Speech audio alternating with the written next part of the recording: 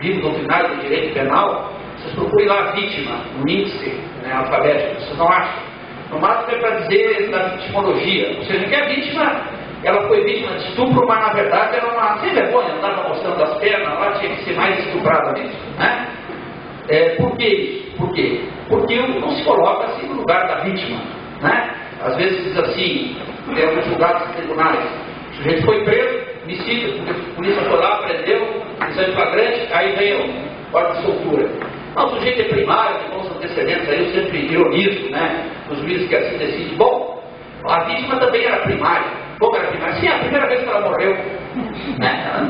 Nós sabemos que o ser humano pode morrer 7 vezes, né? Então não tem problema, matou uma vez, né? O sujeito morreu uma vez só, não tem problema, né? O prejuízo não é grande, né? Então essa é a ideia central do direito ambiental, né? E por isso a dificuldade, reitero, do ordenamento jurídico, de quem opera o direito. Quem é que opera o direito? Não é só o juiz que tem que aplicar a lei a partir de uma ação, mas é o órgão ambiental, o IBAMA, a PM ambiental lá, que tem que aplicar administrativamente as normas ambientais, né? É o cidadão, é qualquer povo. Na verdade, as leis foram feitas para serem cumpridas espontaneamente e não para as pessoas serem coagidas a tanto, né? Tenho certeza que temos uma grande parcela da comunidade, e é por isso que uma boa parte do meio ambiente ainda está preservado, que não sabe absolutamente, não tem a menor ideia do que diz a Constituição em matéria de direito ambiental, do que dizem as leis, mas a vida toda eles tutelaram, jamais lançaram, como aconteceu agora recentemente, em Orleans, por isso, né? Envenenamento da água potável, jamais se viu se imaginar fazendo isso. Né? Porque, como dizia um professor meu na faculdade, direito é para medíocre. Né? Por quê? Porque o cara que é bom não precisa de lei. Ele não é bom, faz as coisas certas, ele nem sabe o que diz a lei, mas ele age corretamente. O sujeito que é ruim mesmo não adianta a lei, o cara vai torto, né? O sujeito vai agir de forma antissocial, de qualquer forma. Então o direito é mais ou menos, medíocre. Aquele que não é nem tão bom, muito ruim, diz assim, quero fazer tal forma, o que diz a lei? Né? Então é evidente que isso é uma metáfora, mas explica muito isso, que é uma ideia também recorrente no Brasil, que nós superavaliarmos o poder das leis, né? Como se só se colocar no papel a lei, isso fosse suficiente. A lei é um instrumento importante, óbvio, porque as autoridades exercem trabalho balizado pela norma escrita, isso é um instrumento fundamental do Estado de Direito, para que ele seja exigido, para que não haja abuso da autoridade, ele cumpre essas duas funções, né? Mas ela por si só, obviamente, é insuficiente.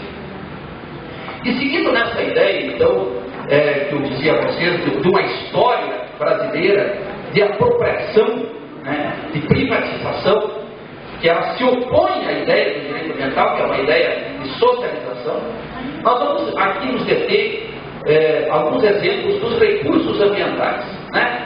Os recursos ambientais eles são públicos, né? A Constituição lá diz, por exemplo, que os recursos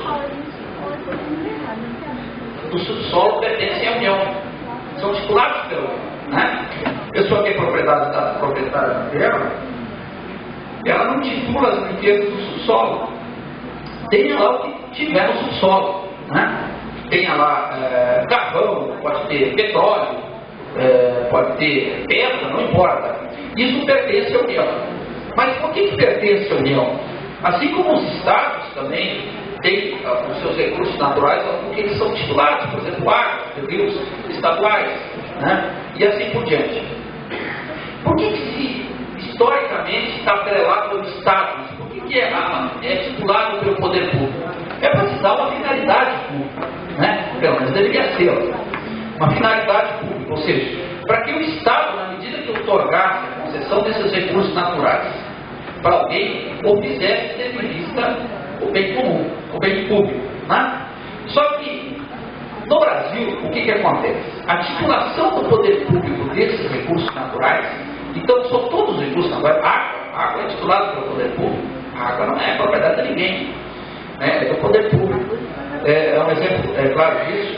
Ele sempre foi utilizado, né, por uma relação do Estado brasileiro corrupta, essa é a grande verdade, para aquinhoar determinados segmentos sociais e econômicos, para produzir o enriquecimento particular. que essa ideia que eu falei para vocês da justiça privada se contrapondo com uma ideia de direito ambiental de ser coletiva, ela perpassa toda a história brasileira e ela explica muito o porquê, por exemplo, no Brasil, do extraordinário índice de corrupção no setor público. Por quê?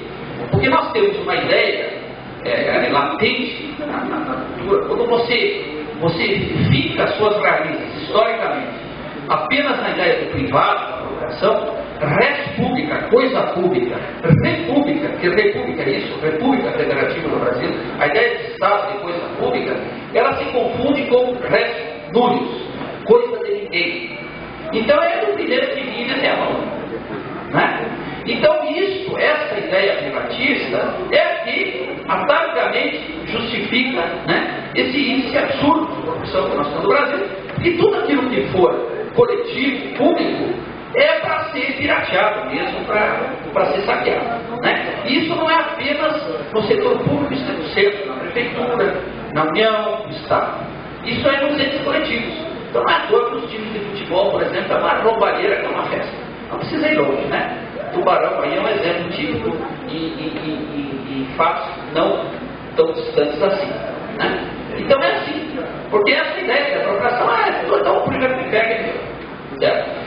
Então, seguindo nessa questão dos recursos públicos, vamos pegar exemplos aqui da nossa região para não ir longe, para ver exatamente que confirmam com fatos concretos isso que eu disse para vocês. Então vejam bem lá, os recursos do subsolo são recursos da União, são recursos públicos, são recursos do Estado, são recursos de todos. E para todos que eles devem ser geridos. Vamos lá. Eu pego só fontes oficiais, eu não estou nem dando em caixa 2, caixa 3, não, vou pegar só oficiais.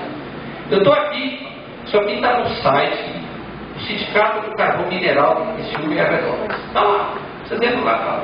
Aí diz assim, que o faturamento do setor carbonífero em 1999 foi de 138 milhões de reais, 138 milhões. E em 2000, 215 milhões de reais. Muito bem. Para se extrair, qual é a compensação que existe para alguém tirar o carvão do subsolo? Esse carvão é o mesmo, então alguém vai passar o carvão. Então ele vai lá, né, faz a outorga da lava. Ele paga uma compensação por isso. Então estão com os números oficiais do DNP, isso aqui 60% vai para os municípios, etc. Então está aqui.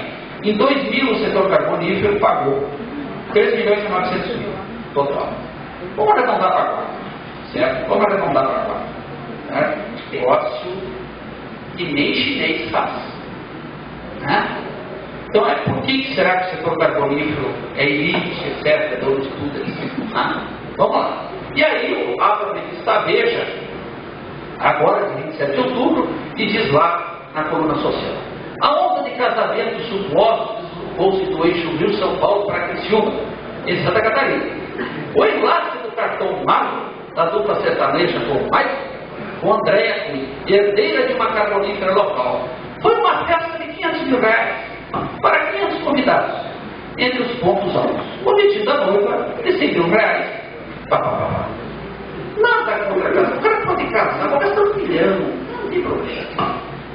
Mas não se apropria daquilo que é coletivo. Mas aí o setor carbonífero faz assim, não, gera muito emprego, gerou-se. Muita gente morrendo aos 40 anos, lá, pneumonia, etc., né? Poluição do carbono, 5 mil hectares desertificados naquela região. E houve uma ação do Ministério Federal para recuperar as áreas, e aí os políticos foram lá e colocaram dinheiro público para recuperar aquilo que as carboníferas